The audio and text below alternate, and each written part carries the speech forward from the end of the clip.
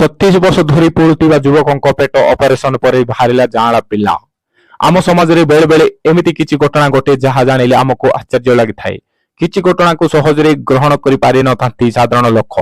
साधारणतः आपण जानिथिबे महिला मानक गर्भधारण क्षमता रही आउ महिला माने मां होइथांती हेली जणे पुरुष गर्भधारण करने खबर आपण केबे जानि नथिबे जार खबर वर्तमान सामना को आसी। महाराष्ट्र एमिति एक विरल घटना सामना को आसीथिबा बेले लोकन को चकित करिछि। नागपुर रे जणे युवक गर्भधारण करितिबा जणा पड़िछि। ऑपरेशन पर तांकर पेटरु जहा बाहरिछि कल्पना मध्य कर जाई परिबो नाही।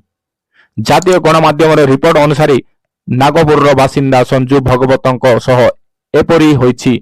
दिया जाइतिबा सूचना अनुसार भागवत को पिला दिन ठीक ठाक थिला किंतु किछि दिन जीवा परे तांको पेट अस्वाभाविक भाबे फुली जीवाको लागिथिला जाहाकु नै परिवार सदस्यंको चिंता बढ़िथिला।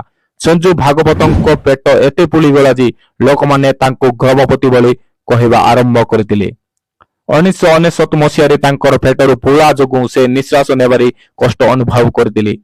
परे तांको डॉक्टर खानारे भर्ती करा जायथिला। संजू भागवतंको देखि डॉक्टर तांकर ट्यूमर होइतिबा कथा भाबिथिले किंतु ऑपरेशन समय रे तांको पेट भितरु दृश्य देखि आश्चर्य हो जायथिले।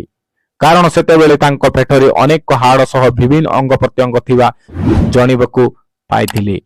परे डॉक्टर माने प्रथमे गोटिए गोड़ परे अन्य गोड़ केश हाथ परी शरीर अन्य अंश चिन्हट करबा सह ऑपरेशन करी बाहर करिथिले जहा समस्त डॉक्टर मानकु आश्चर्य करिथिला। डॉक्टर माने एही घटना को अदृश्य ट्विन सिंड्रोम बोली वर्णना करछंती जार अर्थ हेउची जांला शिशु गर्भावस्था मरीजिबा। ए घटना पृथ्वी रे अत्यंत विरल बोली कहा जायछि। 5 निहित लोकंक मध्यरु एहा जनक सहित घटी थाए बोली सूचना रहिछि।